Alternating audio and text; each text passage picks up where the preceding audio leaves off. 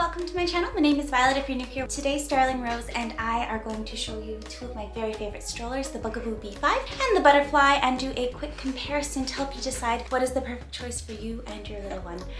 Here's my lightweight Bugaboo stroller, Showdown. So the Bugaboo Bee5 and the Bugaboo Butterfly I would say are very comparable. I've never owned an ant, so can't speak to that. So you'll notice 3 pounds lighter on the Butterfly, which is helpful, but I consider both lightweight strollers that are easy to fold and unfold. I do find that they are going to not be suited to any kind of all-terrain because the wheels are very small. Suspension is good, but wheel size matters. Yes, the B5 has a taller handlebar, but it matters less than you think. My husband and my 6-year-old both had no issue with the Butterfly's not adjustable handlebar, so I'm not sure it's a feature that is as important as you might expect. The back of the Bee handlebar does have a place to attach an iPhone holder, or Samsung, I guess, whatever. You do you.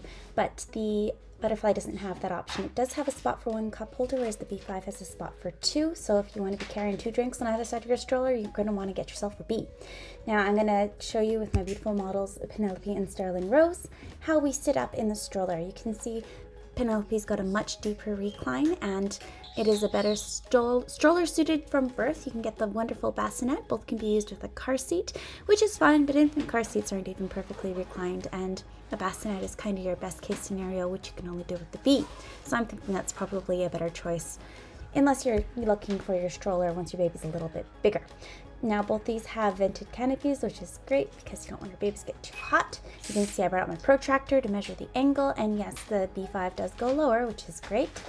And I love the colors on the Bugaboo Bee5. I think that they're super vibrant. There's lots of options and special editions, whereas you've only got the 3, black, green, and blue for the Butterfly.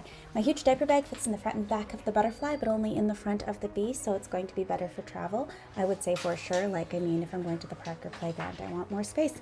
I found at the hockey arena it's a lot easier to navigate a Butterfly than the Bee because the Butterfly is less wide than the Bee. The Bee is too chunky to fit between the bleachers, so sorry about that, but look how cute she looks, and it is such a nice stroller. I really love my Bugaboo Butterfly and my Bugaboo Bees. I hope you found this video helpful.